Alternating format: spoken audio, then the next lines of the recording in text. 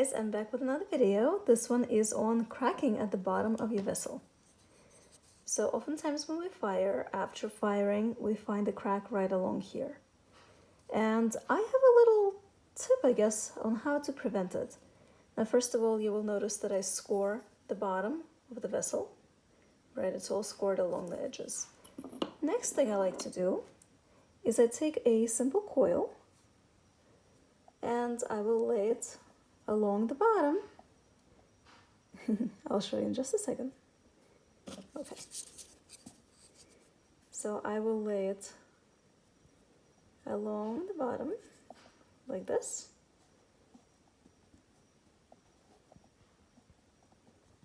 Okay. And then I am going to pound it in, like right in the middle of the coil. Hopefully you can see how I'm doing it. It's really, it's a bit awkward at first, and then you kind of get the aim for like where the middle of the coil is. And there is a reason why I'm doing it that way. What we're going to do next is we're going to see how it's forming like a lip. Like there is a lip here and then a lip here. So we're going to take that lip and we're going to smooth it, watch this, up onto the wall. You're gonna have to excuse me, I'm working one-handed. Could not figure out a way for the phone to like look inside the vessel without me holding it, so the video is a little jumpy, I apologize. So I'm smoothing it right onto the wall. And you do this all around.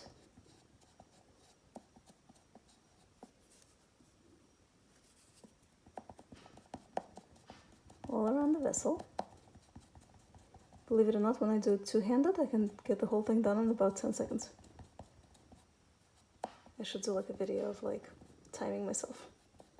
But here we go. Okay?